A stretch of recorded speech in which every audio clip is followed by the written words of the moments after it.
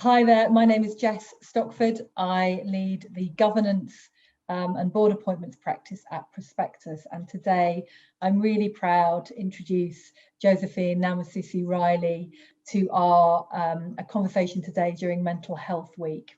Josephine has had 25 years experience of working in the sector, leading on community health and education. Josephine leads the Parents and Communities Together programme at London Citizens, which is a community-led social support programme that supports the mental health of parents, particularly looking at maternal mental health. Josephine is also a trustee at the Maudsley charity, which is the NHS charity that supports the work of South London and Maudsley NHS Foundation Trust, and is the UK's largest mental health training institution as well. Josephine is also the founder of White Allies, which is an initiative that's looking at tackling racism. We're really proud that you're here today. Thank you so much, Josephine. Yes. Can I ask you just to briefly talk about your work in the sector? Yeah, so I will be 5 years in a couple of weeks at Citizens UK, leading the maternal mental health project that's called Parents and Communities Together, or PACT for short. And we literally was set up after listening to parents to find out what their key challenges were, parents of young children, as well as faith leaders, school leaders, what were the key concerns. And the two key things that came back were isolation and mental health. And in that, it was looking at depression and anxiety. And so in true Citizens UK style, once an issue is identified as a concern, then the question is, and what do you want to do about it? So the parents that were at that meeting said that they wanted to meet weekly. And one of the faith leaders that was there said that they would host them. So they chose the name Mum Space, and that was the first group that we ran. And since then, we have taken the same approach to supporting parents and building their capacity to look after themselves and their families. So that is PACT. And then about 6-7 months ago, I was appointed as a trustee for the Maudsley charity. And basically we support innovation, we support research, we support service improvements by working in partnership and very closely with patients and families, clinicians and clinical care teams, researchers and community organizations. And the goal is to improve mental health for those at the sharp end of it. So that is my role at the Maudsley charity. And then last year, after the murder of George Floyd, I got into a place that millions, if not billions of people got to, where I was thinking, what can I do about this problem? And I then was led, I feel I was led to test this new initiative, a new approach to tackling or to encouraging people to be anti-racist by inviting white people to share stories of them witnessing racism or where they know that they have benefited from their privilege. So that it feels like my fourth child. And yeah, it's slowly in the background. People can go on the White Allies website and have a look at it. Thank you so much, Josephine. Thank you. We'll post links to all of those organisations and initiatives as well. Thank you. You've touched on some of the key themes that are coming out of your work at PACT and at the Maudsley. Obviously, the Maudsley is a funder and looking at research and supporting institutions, and PACT is very much about community-led social support.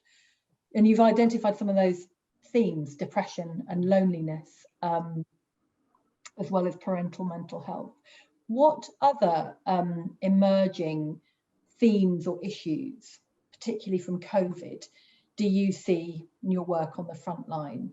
And what would you say about the kind of the intersectional health inequalities that you've observed?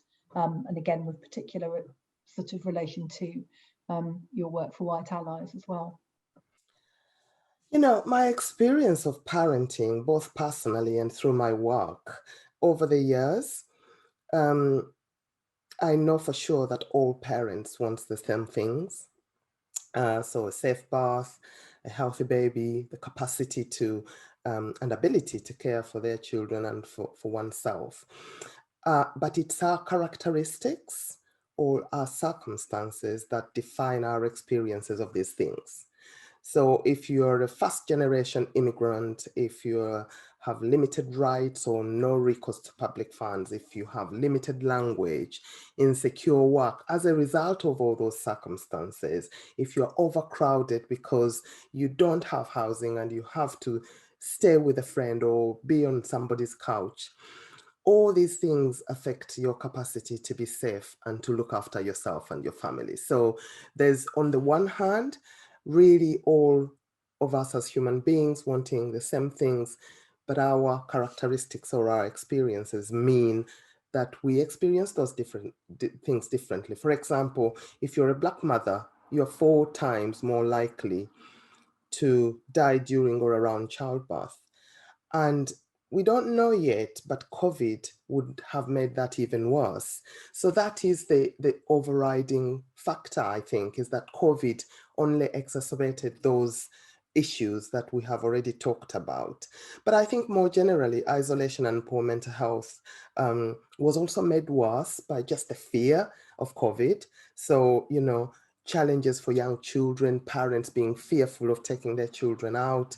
And so that would affect their developmental and their ability to socialize, and later maybe even affect their school readiness when they're ready to go to nursery. So I think that even with white allies, it's the same thing.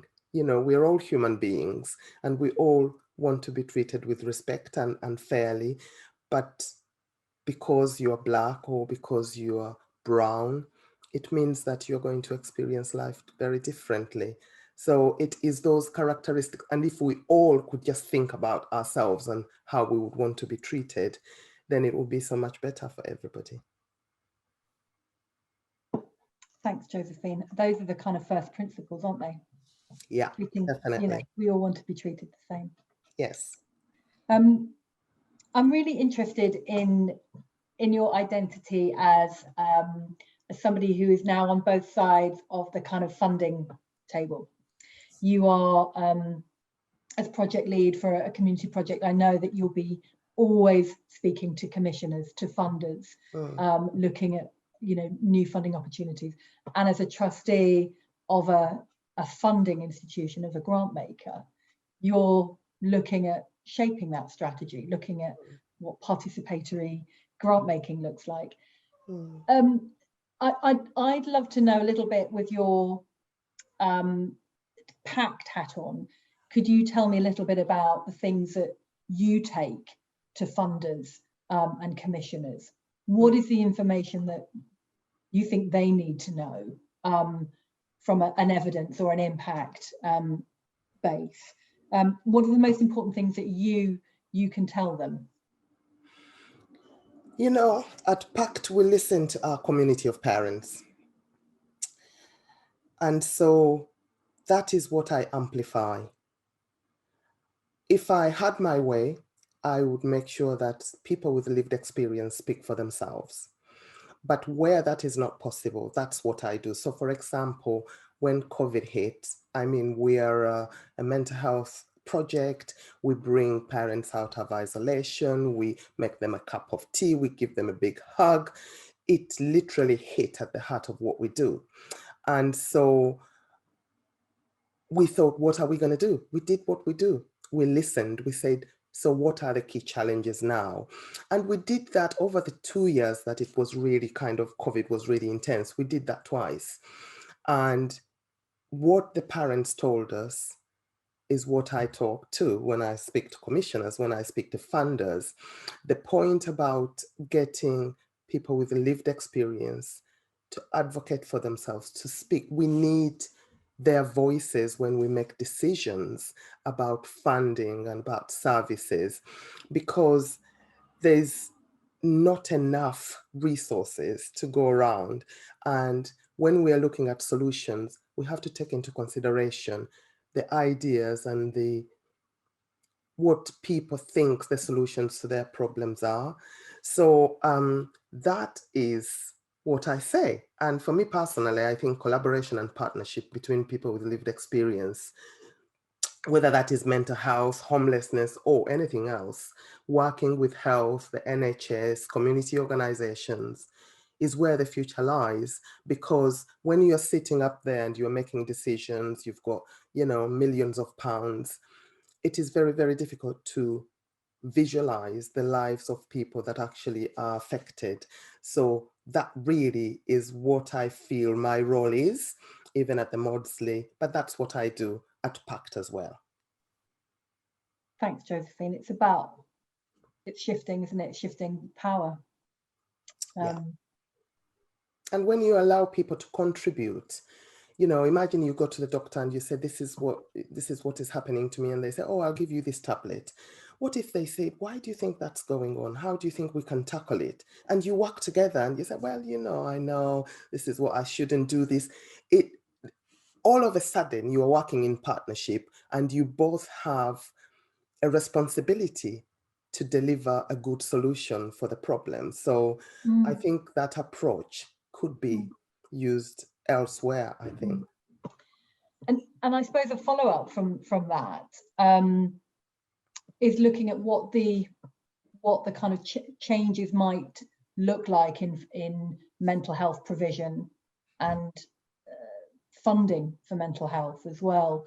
What would you say about the shape of that, Josephine, from your vantage point, both within a funding institution and also in community-led healthcare perspective? I have been very lucky to be part of this initiative called South London Listens. It was a partnership between Citizens UK and South London and the Maudsley and the Mental Health NHS Foundation Trusts in South London.